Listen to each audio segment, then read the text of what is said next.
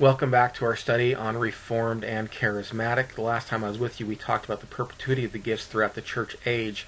Today I want to talk a little bit about what it means to have a gift of the Spirit or gifts of the Spirit.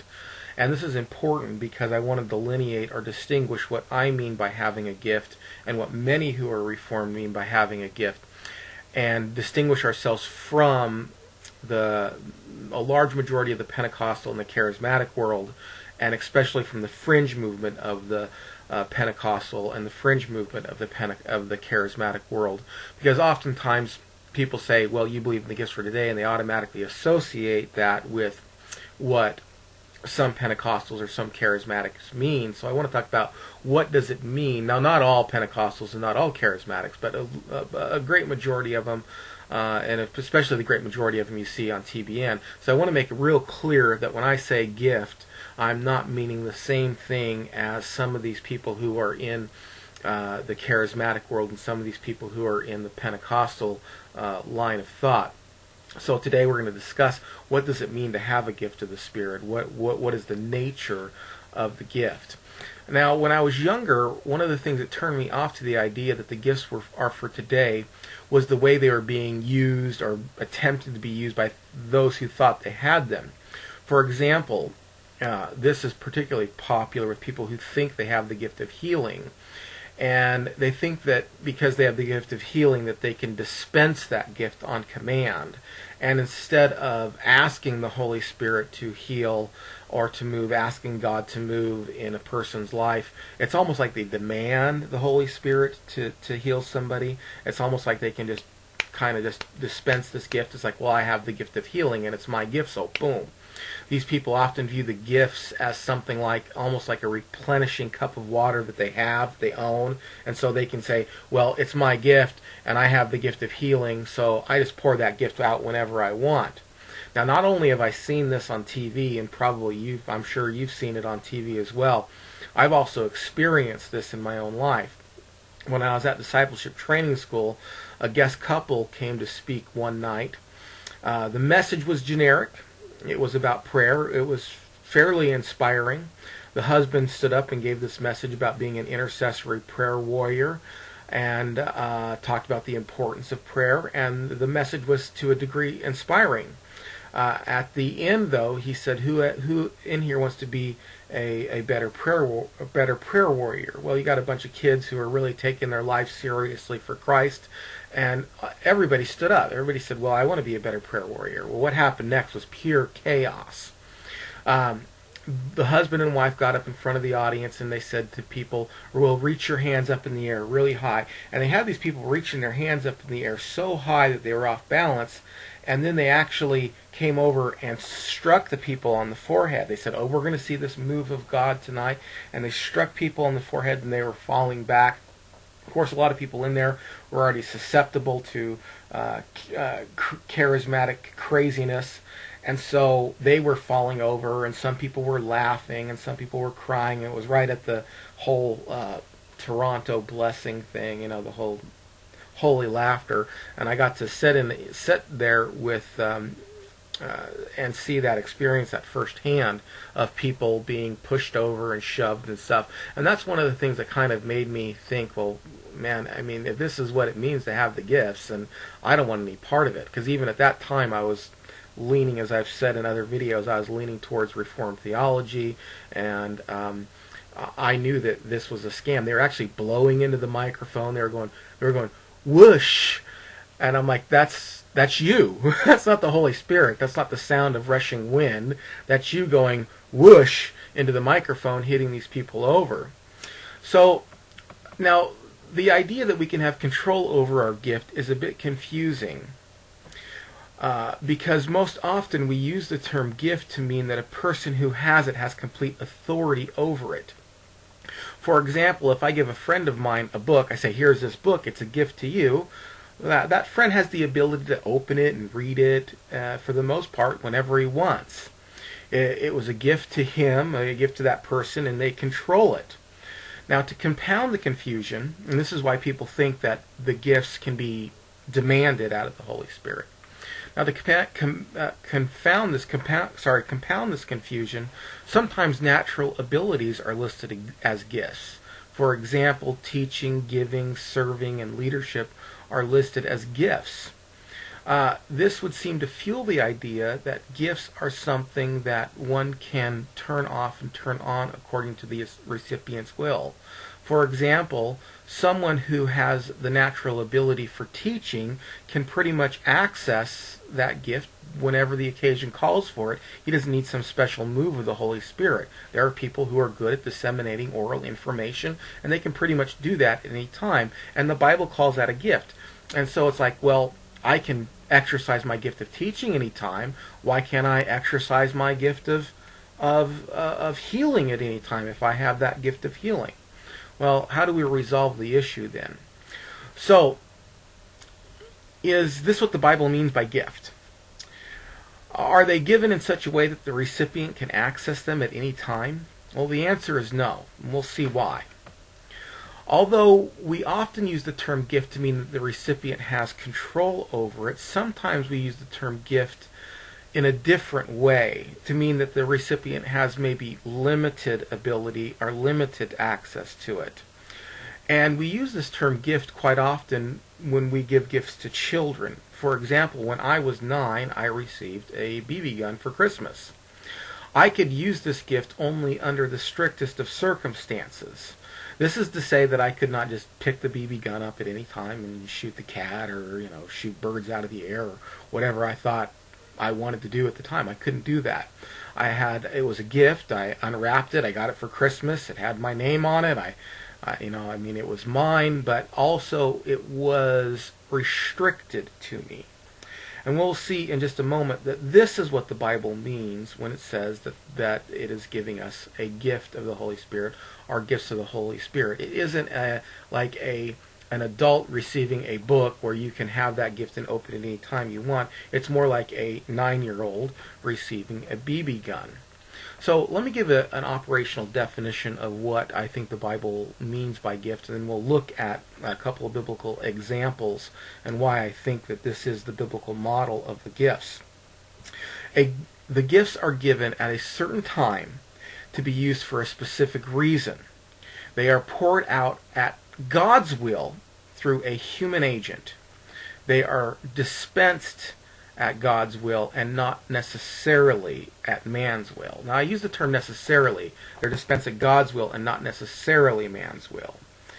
Now, I use the term necessarily in that last sentence. It's important because there are times when our hearts can be so united, our wills can be so in tune with what's going on, that God grants the gift at the desire of the person. So a person can be really in tune with the Spirit and be, hey Lord, would you please heal this person, or have something happen, and God answers.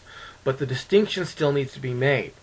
The gifts are not given in such a way that the recipient can use them at their whim. So to draw upon the analogy once again, a gift is more like a 9-year-old receiving a BB gun than it is an adult receiving a book, and he can just open it and use it any time he wants. Now, a good way to see this definition played out is in the life of the Apostle Paul.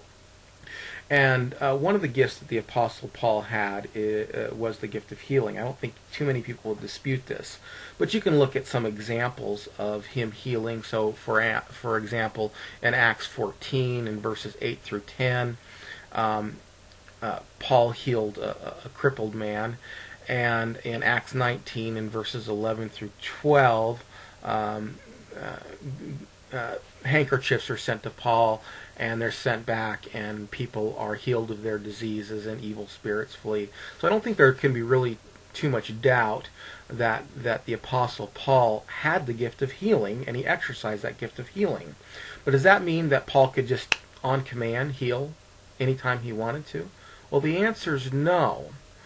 And the reason why we know this is because there are occasions that Paul mentions sick people whom he doesn't heal. For example, in Philippians 2, chapter 20, verse 25 through 27, he mentions Epaphroditus, who was sick. And actually it reads this: Meanwhile, I thought it best to send Epaphroditus, my brother, fellow worker, and fellow soldier, but your messenger and minister to my need back to you.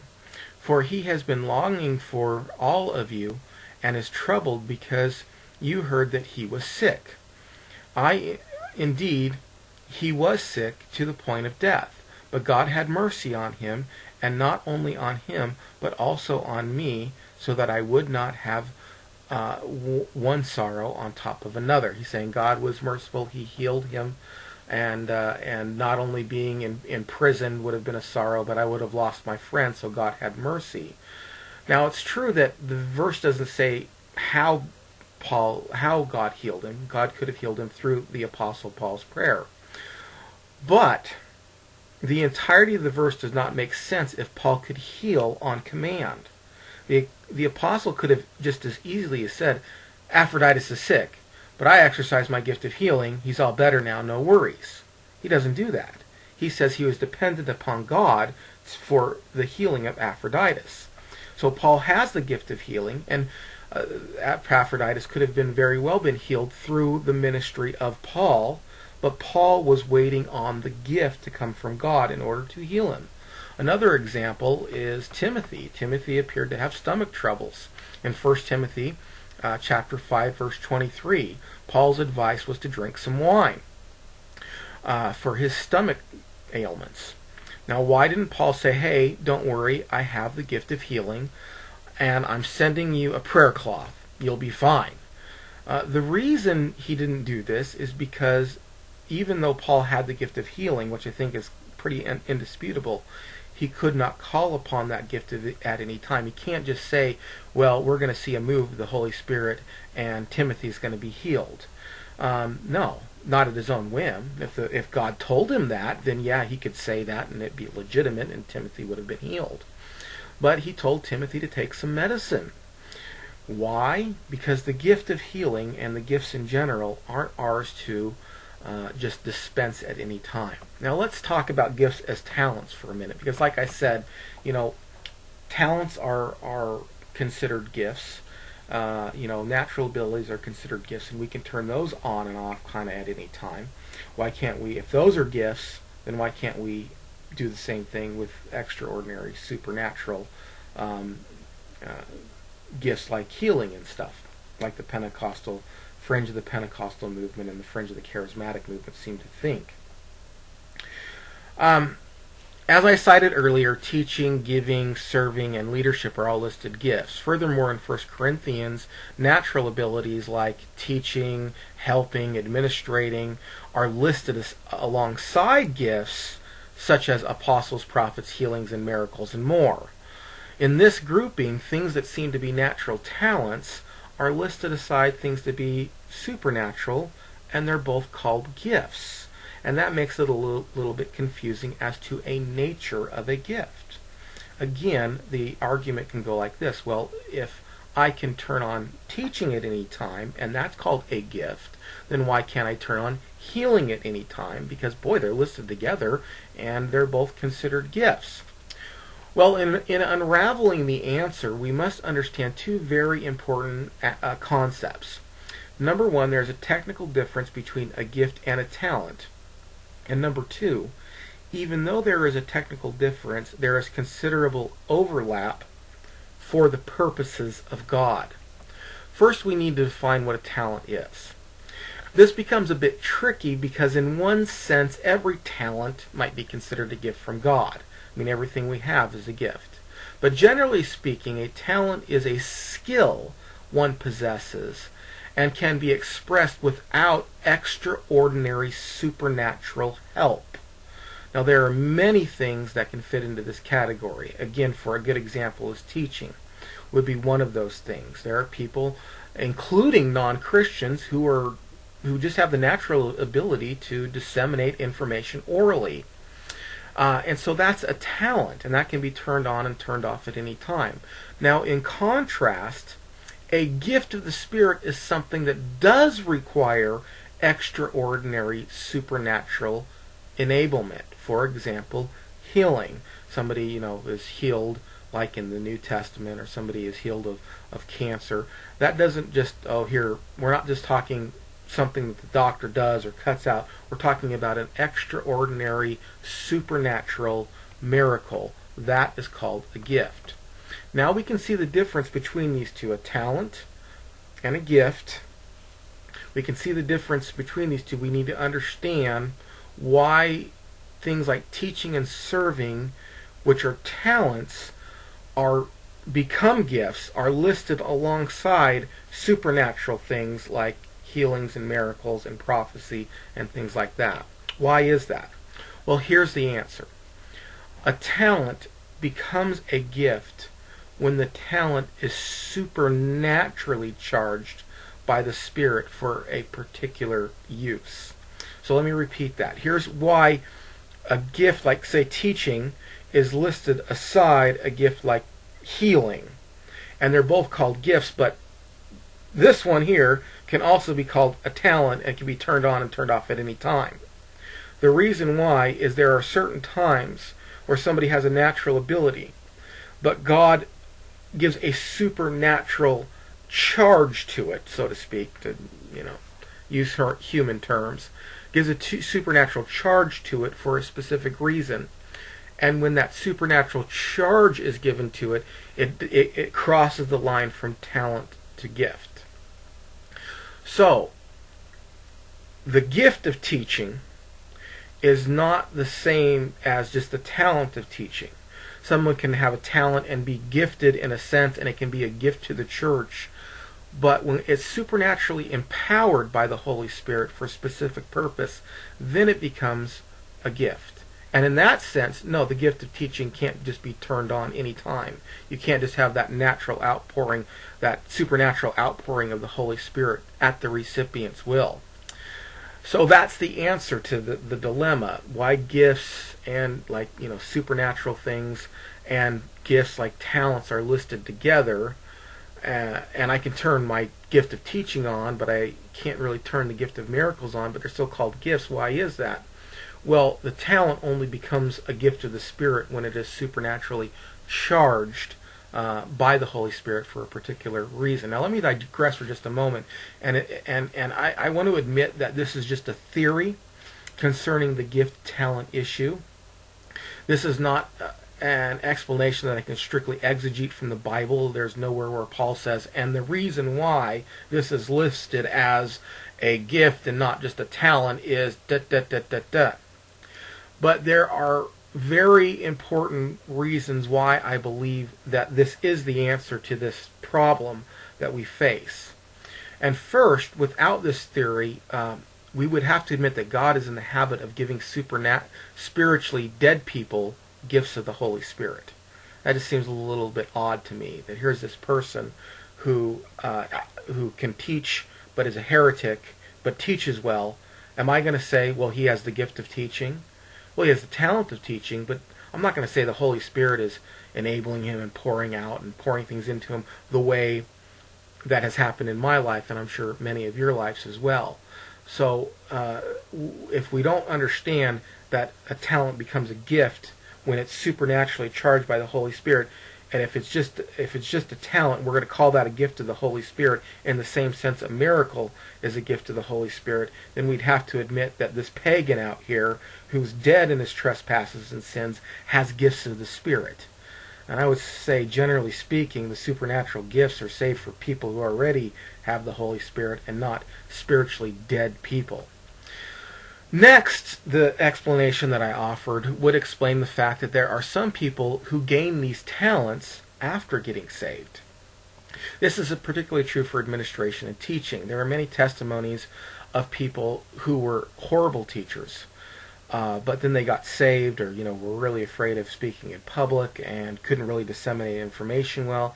But then they got saved, and suddenly they were able to give sermons, share their testimony, and see a lot of people come to the Lord. So the Lord gives them this talent post-conversion, and I know that there are a lot of people who have experienced that, or know people who have experienced that, where a person was a terrible teacher at one time, but then became a Christian and suddenly something happened and they became an extraordinary teacher.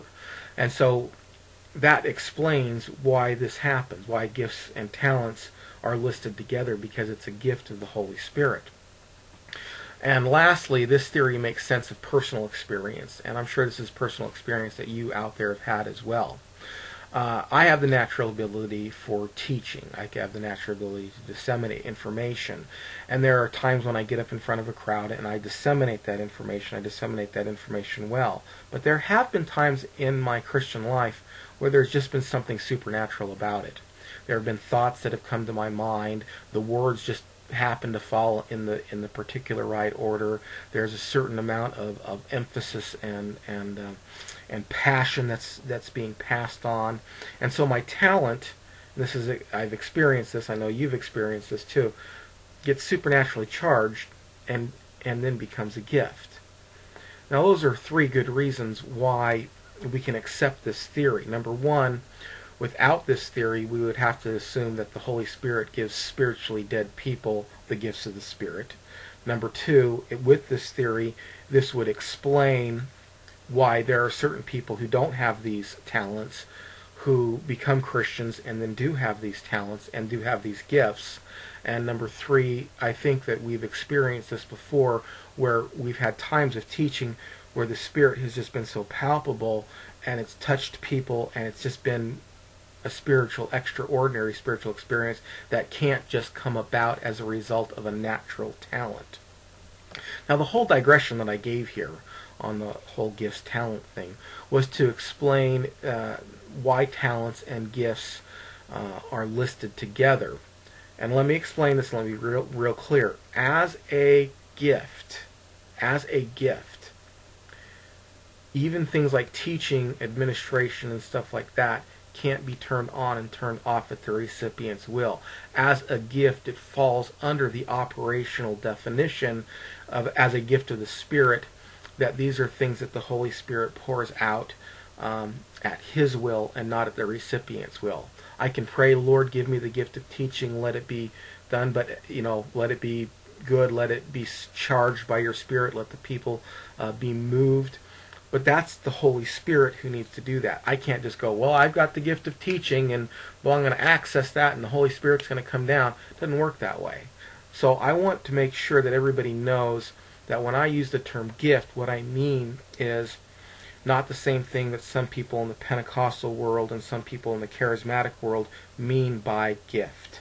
I don't mean that we have it and then we can control it, and boy, I have the gift of healing, so I'm going to pour it out just any time I want to pour it out, and I'm going to command the Holy Spirit to do things instead of just asking the Holy Spirit to do things through me.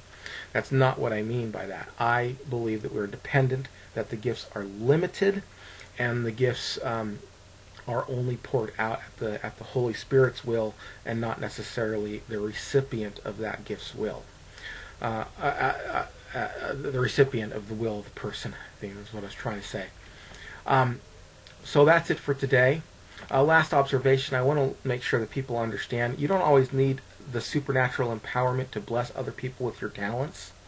Oftentimes I've found it in my experience that God uses the natural talent to bless people, and that there are occasions when God supercharges that talent, and then that talent becomes a gift. But a lot of times the Holy Spirit just uses the talent to bless the congregation or bless whoever it is that you're ministering to.